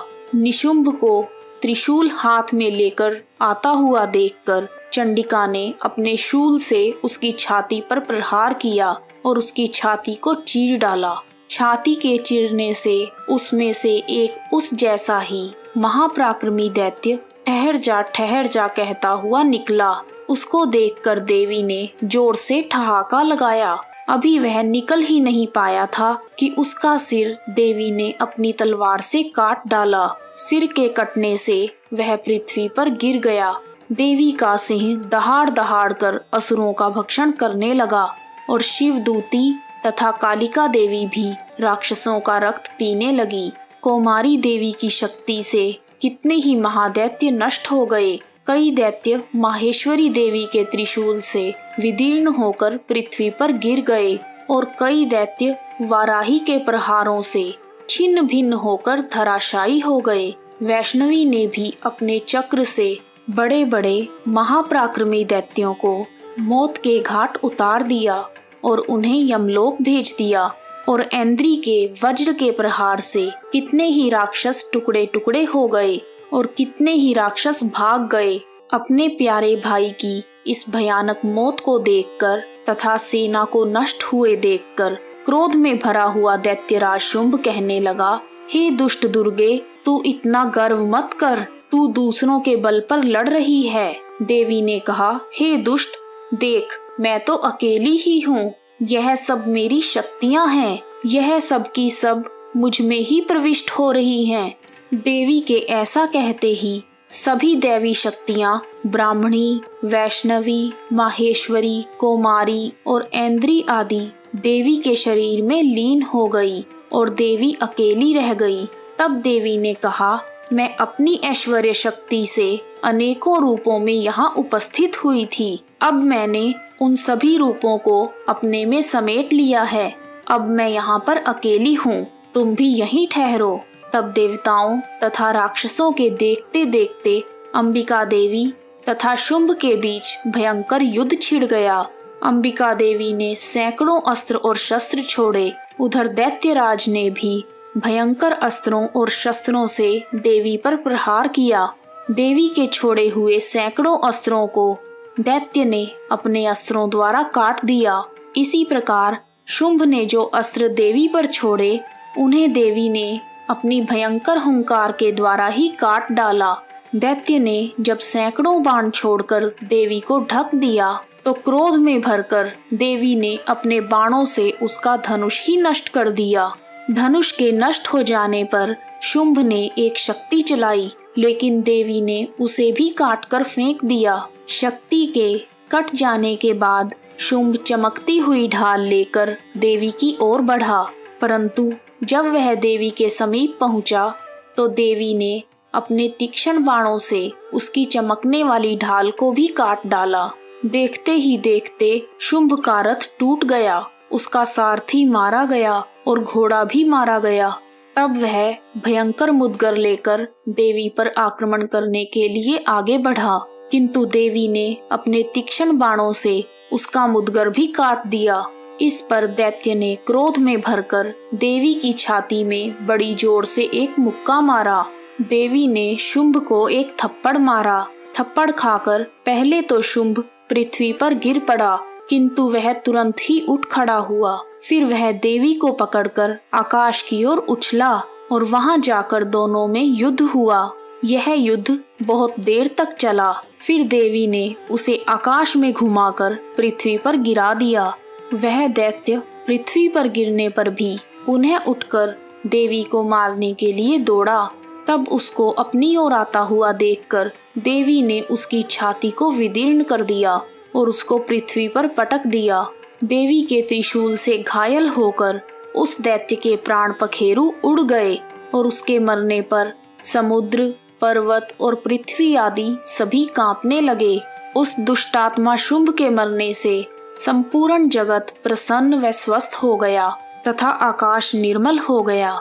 नदियों का वेग भी ठीक हो गया। संपूर्ण देवताओं का हृदय हर्ष से भर गया और गंधर्व सुंदर गान करने लगे। वायु में पवित्रता आ गई। यज्ञ फिर से आरंभ हो गए और चारों दिशाओं में शांति फैल गई। महर्षि मेधा बोले, देवी द्वारा दैत्यों का संहार करने के बाद देवी का क्रोध शांत न हुआ। देवी के क्रोध को शांत करने के लिए इंद्र आदि सभी देवताओं ने अग्निदेव को आगे करके देवी की स्तुति आरंभ की। उस समय दैत्यों के संहार तथा स्वर्ग की पुनः प्राप्ति के कारण देवताओं के मुख खिले हुए थे। देवताओं ने कहा, शरणार्थियों के दुखों को दूर करने वाली देवी, तुम प्रसन्न हो जाओ। हे संपूर्ण जगत की माता, तुम प्रसन्न हो जाओ। विश्वेश्वरी, तुम विश्व की रक्षा करो, क्योंकि तुम इस जगत की ईश्वरी हो। तुम ही संपूर्ण जगत का आधार हो, क्योंकि तुम पृथ्वी रूप में भी स्थित हो और अत्यंत पराक्रमी देवी हो। तुम विष्णु जी की माया हो, तुम ही शिव की शक्ति हो और तुमने ही इस संपूर्ण जगत को मोहित किया हुआ है। तुम्हारे प्रसन्न होने पर ही यह पृथ्वी मोक्ष को प्राप्त होती है। हे देवी, समस्त विद्याएं तुम्हारे ही भिन्न भिन्न स्वरूप हैं। इस जगत में जितनी स्त्रियां हैं वह सब तुम्हारी ही प्रतिरूप हैं। तुमने ही इस जगत को व्याप्त कर रखा है। तुम्हारी स्तुति किस प्रकार हो सकती है, क्योंकि तुम परम बुद्धि रूप हो, सभी प्राणियों को स्वर्ग और मुक्ति देने वाली हो। तुम्हारी स्तुति इसी रूप में की गई है। तुम्हारी स्तुति के लिए इससे बढ़कर और क्या युक्तियां हो सकती हैं। संपूर्ण प्राणियों के हृदय में बुद्धि रूप होकर निवास करने वाली, स्वर्ग तथा मोक्ष प्रदान करने वाली, हे नारायणी देवी, तुम्हें नमस्कार है। कला काष्ठा आदि रूप से अवस्थाओं को परिवर्तन की ओर ले जाने वाली तथा प्राणियों का अंत करने वाली नारायणी देवी, तुम्हें नमस्कार है। हे नारायणी, संपूर्ण मंगलों की मंगल रूपा, हे शिवे, संपूर्ण प्रयोजनों को सिद्ध करने वाली, हे शरणागत वत्सला, तीन नेत्रों वाली गौरी, तुम्हें नमस्कार है। सृष्टि, स्थिति तथा संहार की शक्ति भूता सनातनी देवी, गुणों का आधार तथा सर्व सुखमयी नारायणी, तुम्हें नमस्कार है। तुम्हें बारंबार नमस्कार है। हे देवी, शरण में आए हुए शरणागतों की रक्षा में तत्पर, समस्त पीड़ाओं को हरने वाली, हे नारायणी, हे ब्राह्मी देवी, तुम हंसों से जुते हुए विमान पर बैठती हो तथा कुश से पवित्र जल छिड़कती रहती हो। तुम्हें नमस्कार है। माहेश्वरी रूप से त्रिशूल, चंद्रमा और सर्पों को धारण करने वाली, हे महावृषभ वाहन वाली नारायणी, तुम्हें नमस्कार है। मोरों तथा कुक्कुटों से घिरी रहने वाली, महाशक्ति को धारण करने वाली, हे कुमारी रूपा निष्पाप नारायणी, तुम्हें नमस्कार है। हे शंख, चक्र, गदा और धनुष रूपी आयुधों को धारण करने वाली वैष्णवी शक्ति, तुम्हें नमस्कार है। तुम हम पर प्रसन्न हो जाओ, तुम्हें नमस्कार है। हे दांतों पर पृथ्वी को धारण करने वाली वाराही, कल्याणमयी नारायणी, तुम्हें नमस्कार है। हे उग्र नरसिंहा रूप से दैत्यों को मारने वाली, त्रिभुवन की रक्षा में संलग्न रहने वाली नारायणी, तुम्हें नमस्कार है। मस्तक पर किरीट और हाथ में महावज्र धारण करने वाली, सहस्त्र नेत्रों के कारण उज्जवल, वृत्तासुर के प्राण हरने वाली, इंद्री शक्ति, हे नारायणी तुम्हें नमस्कार है। हे शिवदूती स्वरूप से दैत्यों के महा अहंकार को नष्ट करने वाली, हे घोर रूप वाली, हे भयंकर मुख वाली, मुंडमाला से विभूषित मुंड मर्दिनी चामुंडा तुम्हें नमस्कार है। हे लक्ष्मी, लज्जा, महाविद्या, श्रद्धा, पुष्टि, स्वधा, ध्रुवा, महाकाली, नियंता तथा ईशा रूपणी नारायणी तुम्हें नमस्कार है। हे सर्व स्वरूप सर्वेश्वरी, सर्व शक्ति युक्ता देवी, हमारी भय से रक्षा करो तुम्हें नमस्कार है। हे कात्यायनी, 3 नेत्रों से भूषित यह तुम्हारा सौम्य मुख सब तरह के डरों से हमारी रक्षा करे तुम्हें नमस्कार है। हे भद्रकाली, ज्वालाओं के समान भयंकर, अति उग्र एवं संपूर्ण असुरों को नष्ट करने वाला तुम्हारा त्रिशूल हमें भयों से बचाने वाला है तुम्हें नमस्कार है। हे देवी, जो अपने शब्द से इस जगत को पूरित करके दैत्यों के तेज को नष्ट करता है, वह आपका घंटा इसी प्रकार हमारी रक्षा करे जैसे माता अपने पुत्रों की रक्षा करती है। हे चंडिके, असुरों के रक्त और चर्बी से चर्चित जो आपकी तलवार है वह हमारा मंगल करे। हम आपको नमस्कार करते हैं। तुम जब प्रसन्न होती हो तो संपूर्ण रोगों को नष्ट कर देती हो और जब रुष्ट हो जाती हो तो संपूर्ण वांछित कामनाओं को नष्ट कर देती हो। और जो मनुष्य तुम्हारी शरण में जाते हैं उन पर कभी विपत्ति नहीं आती, बल्कि तुम्हारी शरण में गए हुए मनुष्य दूसरों को आश्रय देने लग जाते हैं। अनेकों रूपों से नाना प्रकार के शस्त्रों को धारण करके इन धर्मद्रोही असुरों का तुमने संहार किया है। यह तुम्हारे सिवा और कोई नहीं कर सकता था।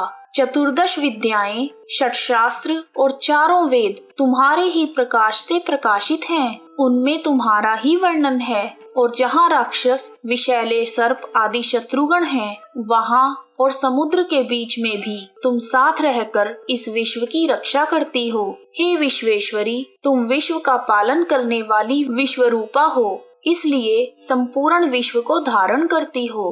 ब्रह्मा, विष्णु और महेश भी तुम्हारी वंदना करते हैं। जो भक्ति पूर्वक तुम्हें नमस्कार करते हैं वह विश्व को आश्रय देने वाले बन जाते हैं। हे देवी, तुम प्रसन्न हो जाओ और असुरों को मारकर जिस प्रकार हमारी रक्षा की है ऐसे ही सदा शत्रुओं से हमारी रक्षा करती रहो। संपूर्ण जगत के पाप को नष्ट कर दो और पाप तथा उनके फल स्वरूप होने वाली महामारी आदि बड़े बड़े उपद्रवों को शीघ्र ही दूर कर दो। विश्व की पीड़ा को दूर करने वाली देवी, शरणागतों पर प्रसन्न हो जाओ। त्रिलोक निवासियों की पूजनीय परमेश्वरी, हम सबको वरदान दो। देवताओं द्वारा इस प्रकार स्तुति करने से देवी का क्रोध शांत हो गया और वह प्रसन्न हो गई। तब देवी ने कहा, हे देवताओं, मैं तुमको वर देने के लिए तैयार हूँ। आपकी जैसी इच्छा हो वैसा वर मांग लो। देवताओं ने कहा, हे सर्वेश्वरी, जगत के निवासियों की समस्त पीड़ाओं को तुम इसी प्रकार हरती रहो और हमारे शत्रुओं को इसी प्रकार नष्ट करती रहो।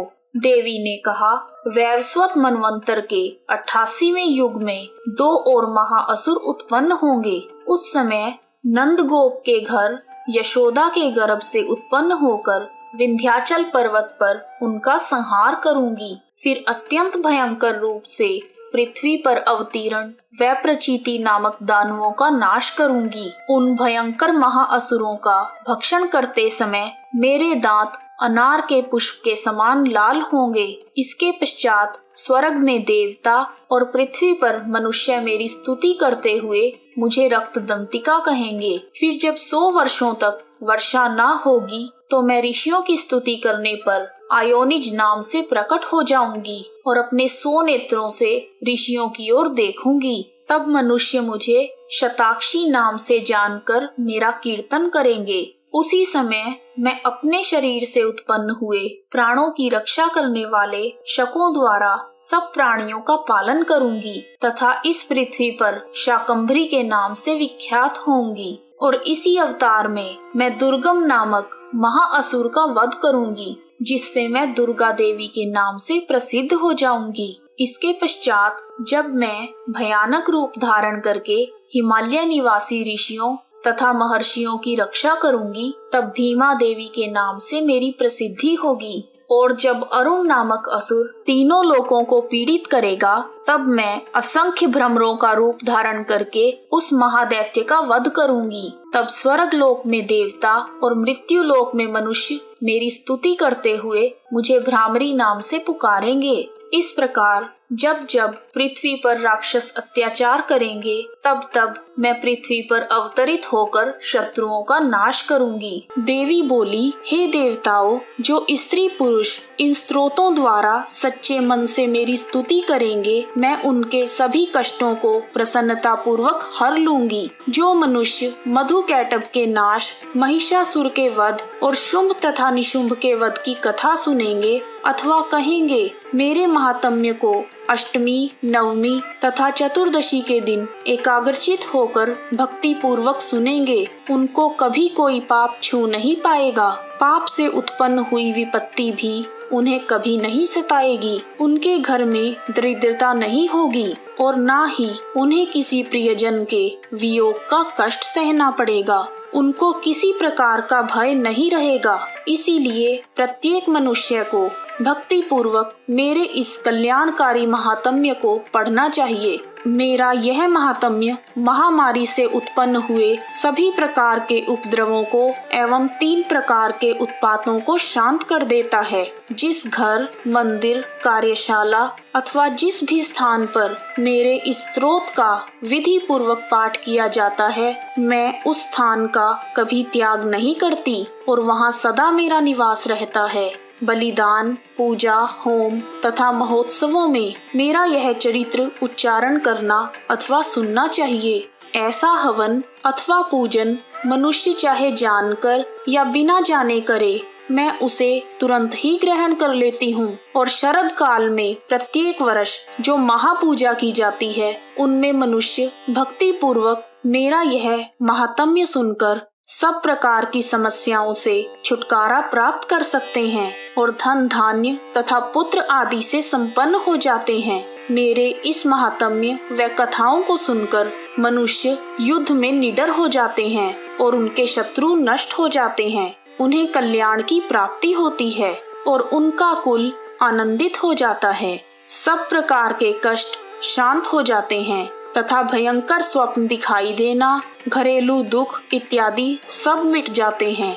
बाल ग्रहों में ग्रसित बालक मेरा यह महात्म्य पढ़कर अथवा सुनकर परम शांति को प्राप्त करते हैं। मित्रों तथा सगे संबंधियों में फूट पड़ने पर यह महात्म्य भली भांति मित्रता करवाने वाला है। मेरा यह महात्म्य मनुष्यों को मेरे जैसा सामर्थ्य प्रदान करने वाला है। पुष्प, अर्घ्य, धूप, गंध, दीप आदि सामग्रियों द्वारा पूजन करने से, जरूरतमंदों को भोजन करवाने से, हवन करके, प्रतिदिन अभिषेक करके, नाना प्रकार के भोग को अर्पण करके, प्रत्येक वर्ष दान आदि करके जो मेरी आराधना करते हैं, उनसे मैं प्रसन्न हो जाती हूँ।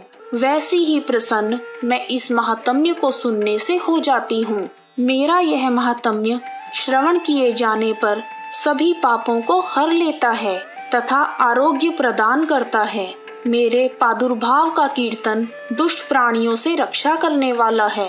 हे देवताओं, तुमने और ब्रह्मा जी ने जो मेरी स्तुति की है, वह मनुष्यों को कल्याणमयी बुद्धि प्रदान करने वाली है। वन में, सुनसान रास्ते में अथवा दावानल से घिर जाने पर, वन में चारों ओर घिरे हुए या शत्रुओं द्वारा पकड़े हुए, जंगल में सिंहों से, जंगली हाथियों द्वारा पीछा किए हुए, राजा के क्रोधित हो जाने पर, मारे जाने के भय से, समुद्र में नाव के डगमगाने पर, भयंकर युद्ध में फंसे होने पर, किसी भी प्रकार की पीड़ित घोर बाधाओं से बंधे हुए मनुष्य मेरे इस चरित्र को स्मरण करने से संकटों से मुक्ति प्राप्त करते हैं। मेरे प्रभाव से सिंह, चोर या शत्रु आदि दूर भाग जाते हैं और कभी पास नहीं आते। महर्षि मेधा ने कहा, प्रचंड पराक्रम वाली देवी भगवती यह सब कहने के पश्चात सब देवताओं के देखते ही देखते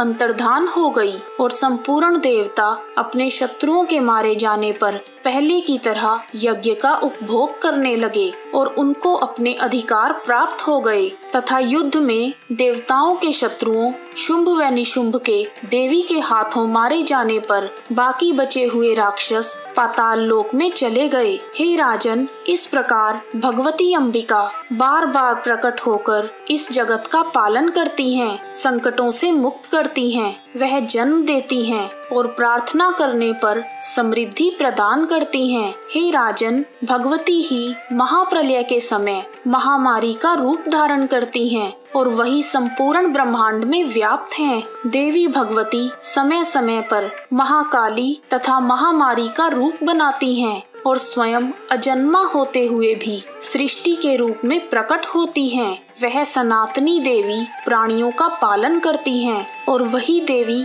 मनुष्य के अभ्युदय के समय लक्ष्मी का रूप बनाकर स्थित हो जाती हैं तथा अभाव के समय दरिद्रता बनकर विनाश का कारण बनती हैं। धूप, दीप, पुष्प और गंध आदि से पूजन करके देवी की स्तुति करने से वह धन एवं पुत्र प्रदान करती हैं और धर्म में शुभ बुद्धि प्रदान करती हैं। महर्षि मेधा ने कहा, हे राजन, मैंने इस प्रकार आपके समक्ष देवी के उत्तम महात्म्य का वर्णन किया है। जगत को धारण करने वाली इस देवी का ऐसा ही प्रभाव है। वही देवी ज्ञान देने वाली है और भगवान विष्णु की इस माया के प्रभाव से तुम और यह वणिक तथा अन्य विवेकी जन मोहित होते हैं और भविष्य में भी मोहित होते रहेंगे। हे राजन, तुम इसी परमेश्वरी की शरण में जाओ। यही भगवती भक्ति भावना से आराधना करने पर मनुष्य को भोग, स्वर्ग